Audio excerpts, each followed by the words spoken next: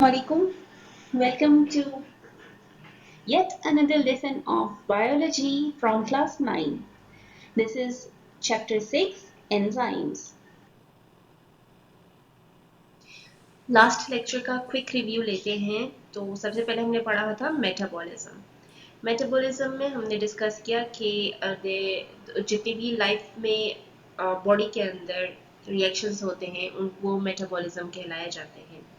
ये रिएक्शंस दो तरह के हो सकते हैं, या catabolism या anabolism. Catabolism, the reaction in which includes breaking something, breaking large molecules into small molecules such as glucose into sucrose. And anabolism हमने पढ़ा था, which are the reaction in which new molecules are formed by combination of two um, small molecules. And then we discussed about enzymes, that enzymes are made up of proteins. They are globular in nature, and they are made up of long chains of amino acids जो कि protein बनाते हैं। इन enzymes में एक ऐसी site होती है जिसको हम एक्टिव साइट कहते हैं। ये वो साइट है जहाँ पे एक्चुअली सबस्ट्रेट आके अटैच होते हैं, और ये यहाँ सारा प्रोसेस होता है बिल्डिंग का या ब्रेकिंग का। जो चीज आके अटैच होती है, जिसके ऊपर काम कर रहा होता है एंजाइम, उसको हम कहते हैं सबस्ट्रेट। और जो काम होने के बाद हमारे पास रिजल्टेंट जो चीज आती है उसको हम प्रोडक्ट कहते हैं। अगर हमने ग्लूकोज की एग्जांपल ली थी, तो ग्लूकोज इज हमारा सबस्ट्रेट। उसके ऊपर एक्ट करने के बाद उसको ब्रेक डाउन किया गया into two small molecules which were our products. So enzyme के आपने करेक्टरिस्टिक्स भी पढ़े थे, जिसको हम रिव्यू कर देते हैं। Number 1, enzymes are made up of proteins. Number 2, enzymes are specific. Number 3, enzymes are not consumed, they just speed up a chemical reaction. Enzyme has an active site जहाँ पे सारी functioning हो रही है, and enzyme can increase or decrease the production. enzymes के पास sometimes वो अकेले काम नहीं करता, उसको एक नॉन प्रोटीन पार्ट चाहिए होता है, उसको हम कोफैक्टर कहते हैं। ये नॉन प्रोटीन पार्ट ऑर्गेनिक भी हो सकता है, इनऑर्गेनिक भी हो सकता है। अगर तो ये ऑर्गेनिक है तो इसके मजीद दो टाइप्स हैं, कोएंजाइम और prosthetic. And then we read about metallic pathway. Few of the enzymes they work together in a pathway. पहले एक एंजाइम के लिए जो सबस्ट्रेट था वो उसने उसके ऊपर काम किया, प्रोडक्ट बनाया। अब दूसरे एंजाइम के लिए वही प्रोडक्ट सबस्ट्रेट बन जाएंगे, वो उसके ऊपर काम करेंगे, मजीद छोटे प्रोडक्ट्स बना लेंगे। इस तरह एक पाथवे में काम करते हैं एंजाइम्स। अब हम आते हैं आज के जो लेक्चर का मेन पॉइंट है, that is factors affecting the enzyme activity. वो सब फैक्टर्स जो कि एंजाइम की एक्टिविटी को अफेक्ट करते हैं, उनके बारे में हम आज पढ़ेंगे।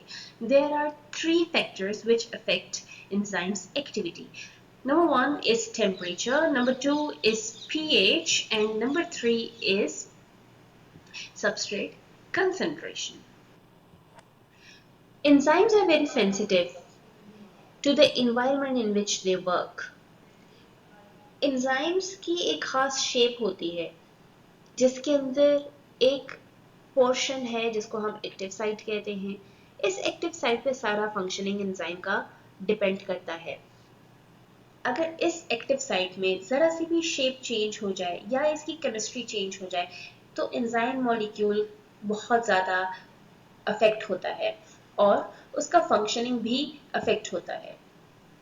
टेम्परेचर एक फैक्टर है जिसकी वजह से एंजाइम की शेप चेंज हो जाएगी, और शेप चेंज हो जाने की वजह से उसका फंक्शनिंग भी डिस्टर्ब हो जाएगा। Every enzyme works at its maximum rate at specific temperature called optimum temperature. Optimum temperature एक ऐसा खास टेम्परेचर जिस पे एंजाइम काम करता है और अपना बेस्ट आउटपुट देता है। सवाल आ सकता है व्हाट इज ऑप्टिमम टेम्परेचर। तो आपने यही बताना है कि enzymes works at its maximum rate at a specific temperature that is called the optimum temperature, and the value is 37 degrees centigrade. Body का टेम्परेचर भी 37 डिग्री सेंटीग्रेड होता है, इसीलिए बॉडी के अंदर एंजाइम सारे प्रॉपर फंक्शन कर रहे हैं। लेकिन जब फीवर हो जाता है तो फिर एंजाइम्स का फंक्शन भी रिड्यूस हो जाता है या कम्प्लीटली ब्लॉक हो जाता है, और आपको भी फूड टेस्ट नहीं मिलता या कुछ कड़वा कड़वा टेस्ट मुंह में रहता है। क्यों है ये अभी पढ़ते हैं।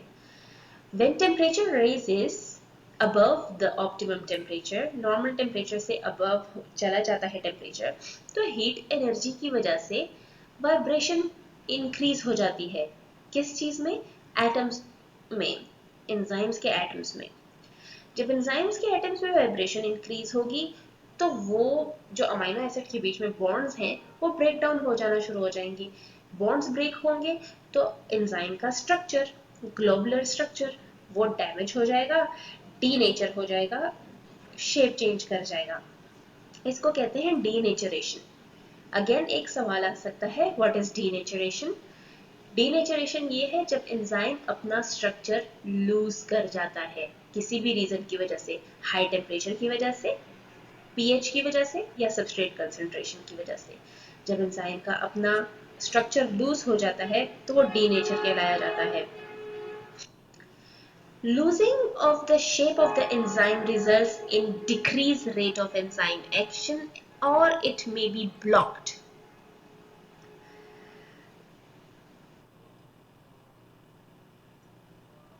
So this is a graph. Graph में आपको टेम्परेचर भी है आपके पास और एंजाइम्स रिएक्शन भी है। तो देखिए शुरू में जब टेम्परेचर बढ़ रहा था 40 तक, 37 तक ऑप्टिमम टेम्परेचर है, एंजाइम्स काइनेटिक एनर्जी गेन कर रहा है और उसकी फंक्शनिंग फाइन है। लेकिन जैसे ही 40 क्रॉस कर गया है या 37 क्रॉस कर गया है तो एंजाइम की एक्टिविटी रिड्यूस होने लगती है। और फिर क्यों रिड्यूस होती है? क्योंकि ये एक ऐसा पॉइंट है जिसमें एंजाइम डीनेचर हो गया है। अब कोई भी सबस्ट्रेट यहाँ फिट इन नहीं हो रहा। तो ये एक रीजन है why human beings lose their sense of taste when they get fever. जब फीवर होता है तो टेम्परेचर राइज हो जाता है बॉडी का टेम्परेचर राइज होने की वजह से जो एंजाइम्स हैं उनको भी ऑप्टिमम टेम्परेचर उनका रेज हो जाता है, और रेज होने की वजह से वो डीनेचर हो जाते हैं और इसीलिए you can not get enough good taste. ये एक एंजाइम है जिसका ये एक्टिव साइट है। नॉर्मली ये सबस्ट्रेट एक्टिव साइट के साथ आकर अटैच हो जाता है और उसके बाद एंजाइम अपना फंक्शन परफॉर्म करता है, ब्रेकिंग या बिल्डिंग का। लेकिन इस जैसी सिचुएशन में एंजाइम और ये सबस्ट्रेट टेम्परेचर रेज होने की वजह से बहुत ही तेज मूव करना शुरू हो जाते हैं। ये तेज मूवमेंट गुड भी है, किस सेंस में कि इन मूवमेंट की वजह से हो सकता है कि सबस्ट्रेट का अटैच होने का चांस बढ़ जाए। लेकिन एक नॉर्मल टेम्परेचर तक, एक ऑप्टिमम टेम्परेचर तक 37 तक ये इट इज गुड। लेकिन आफ्टर या बियॉन्ड द 37 डिग्री एंजाइम के मॉलिक्यूल्स इतनी ज्यादा वाइब्रेशन कर जाते हैं कि उनका एक्टिव साइट का शेप चेंज हो जाता है और अब कोई भी सबस्ट्रेट आकर अटैच नहीं हो पाता। So temperature affects the enzyme by denaturing it. Another thing is substrate concentration. Now इस वर्ड को पहले समझ लेते हैं, सबस्ट्रेट कंसंट्रेशन। सबस्ट्रेट का मतलब है वो मॉलिक्यूल जिसके ऊपर एंजाइम ने एक्ट करना है। कंसंट्रेशन का मतलब है मिकदार। सबस्ट्रेट कंसंट्रेशन का क्या लिंक है एंजाइम्स की एक्टिविटी के साथ? लास्ट लेक्चर में भी मैंने आपको एग्जांपल दी थी गिफ्ट रैपिंग की, कि आप है एंजाइम और आपको करने हैं गिफ्ट को रैप। तो आपको अगर कस्टमर 3 गिफ्ट्स दे दें आप उसको बड़े मजे से पैक करोगे, लेकिन अगर आपको वो 100 गिफ्ट्स दे दें तो आपकी एक्टिविटी रिड्यूस होने लगती है। जो शुरू में आपने गिफ्ट पैक किए होंगे वो बहुत ही प्यारे और डिसेंट तरीके से पैक किए होंगे, लेकिन बाद में जाके उनकी पैकिंग ठीक नहीं होगी क्योंकि आप थक चुके होते हो। इसी तरह अगर कस्टमर ने 100 के बाद 200 आपको गिफ्ट्स दे दिए पैक करने के लिए, तो आप स्टॉप हो जाते हो, आपकी फंक्शनिंग अफेक्ट हो जाती है। एंजाइम्स के साथ भी यही होता है। एंजाइम मॉलिक्यूल्स बेस्ट इनपुट देते हैं जब आप सबस्ट्रेट को इंक्रीज कर देते हो। Increase in substrate concentration increase the rate of reaction. आपने सबस्ट्रेट थोड़ा सा बढ़ाया तो एंजाइम को काम करने के लिए सबस्ट्रेट मिल गया, तो उसने भी अपनी फंक्शनिंग बढ़ा दी। लेकिन अगर एंजाइम की कंसंट्रेशन एक जैसी हो, यानी एंजाइम नहीं बढ़ रहे, अगर 3 एंजाइम्स हैं तो there are only 3 enzymes till the end of the reaction. Enzyme की कंसंट्रेशन अगर ना बढ़ाएं, हम इमेजिन करें कि अगर हम एंजाइम की कंसंट्रेशन नहीं बढ़ाएं और सबस्ट्रेट की कंसंट्रेशन हम बढ़ाएं, काम ज्यादा दें लेकिन एंजाइम्स उतने ही हो, तो फिर क्या होगा? एक ऐसा पॉइंट आएगा जिसमें substrate does not increase the rate of reaction anymore। एक ऐसा पॉइंट आएगा जिसमें आप मजीद सबस्ट्रेट डाल रहे हैं लेकिन आपको रिएक्शन नहीं मिल रहा। ये वो पॉइंट है जिसको हम कहते हैं सैचुरेशन पॉइंट। सवाल आ सकता है व्हाट इज सैचुरेशन? सैचुरेशन क्या है कि अब एंजाइम इतना सैचुरेट हो गया, यानी कि उसको आपने इतने सबस्ट्रेट दे दिए हैं कि वो थक चुका है, वो अपना काम परफॉर्म नहीं कर पा रहा, और उसके जो सारे एक्टिव साइट्स हैं वो सारे ऑक्युपाइड हैं, इसीलिए मजीद रिएक्शन भी नहीं हो रहे। तो वो रिएक्शन जो है वो इंक्रीज नहीं होगा बल्कि स्लो डाउन हो जाएगा। दिस इज द डायग्राम और द ग्राफ डायग्राम रिप्रेजेंटेशन, जिसमें आपको दिखाया जा रहा है कि सबस्ट्रेट इंक्रीज करते हुए एंजाइम की एक्टिविटी भी इंक्रीज हो रही है। जब आप सबस्ट्रेट इंक्रीज करें, एंजाइम की एक्टिविटी इंक्रीज हो रही है, क्योंकि अब तक सारे एंजाइम यूज नहीं हो रहे थे, कुछ रेस्ट पे थे। लेकिन जैसे आप सबस्ट्रेट को ऐड इन करते हो, इंक्रीज करते हो, सारे एंजाइम आ जाते हैं हेल्प करने के लिए। एक ऐसा पॉइंट आता है कि जिसमें हमें प्रोडक्ट नहीं मिल रहा, स्टेबल हो गया है, कांस्टेंट हो गया है। ये वो पॉइंट है जिसको हम सैचुरेशन पॉइंट कहते हैं। यानी अब जितने भी एंजाइम्स थे वो सारे ऑक्युपाइड हैं, सबके एक्टिव साइट बिजी हैं, और मजीद आपने जितने भी सबस्ट्रेट ऐड किए हैं उन पे काम नहीं हो रहा, सैचुरेशन आ गई है, एक्टिव साइट सारे ऑक्युपाइड हैं। तो सबस्ट्रेट कंसंट्रेशन का क्या इफेक्ट होता है कि शुरू में तो इंक्रीज होता है रेट, लेकिन एक पॉइंट ऐसा आता है जिसमें सबस्ट्रेट की कंसंट्रेशन ज्यादा होने की वजह से एंजाइम्स अपनी परफॉर्मेंस नहीं दे पा रहे होते क्योंकि their active sites are already occupied.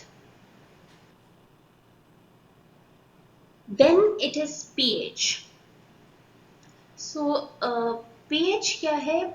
It is the power of hydrogen. PH आपको बताता है कि एक सॉल्यूशन एसिडिक है या बेसिक है।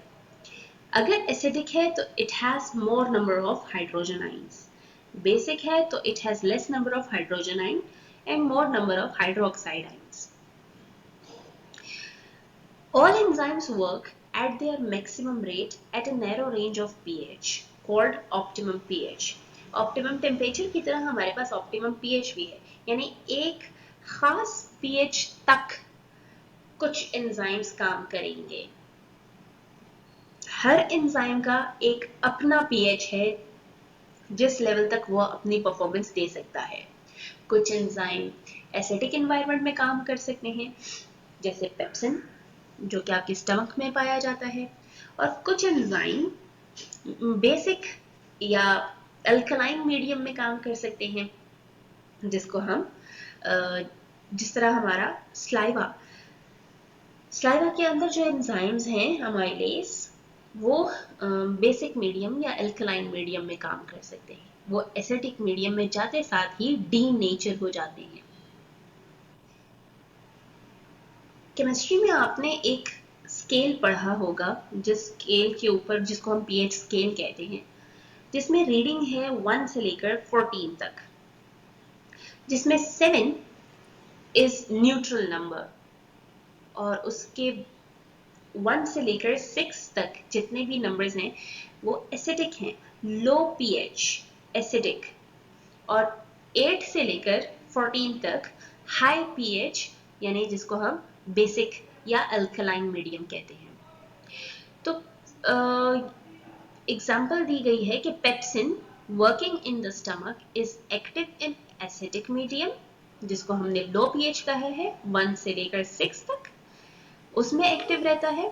while trypsin, another enzyme, it works in small intestine and it's active in alkaline medium that is high pH।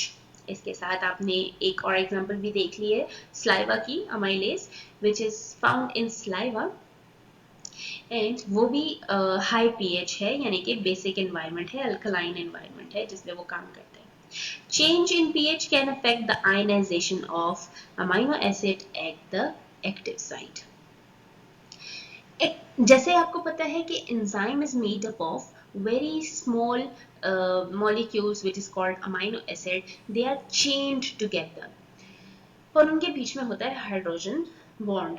तो जैसे ही वो किसी चेंज पीएच के इन्वायरमेंट में जाता है तो वो अपना फंक्शनिंग लूज कर देता है क्योंकि वो बाकी सारे बॉन्ड्स बनाना शुरू कर देता है, नए बॉन्ड्स बनाना शुरू करता है। और जब अमाइनो एसिड न्यू बॉन्ड्स बनाता है तो उसकी शेप चेंज हो जाती है। तो इस तरह शेप चेंज होने की वजह से एक्टिव साइट की शेप भी चेंज हो जाएगी।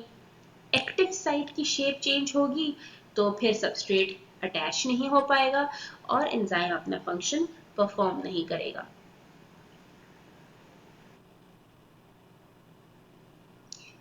Thank you for listening. That was all for today.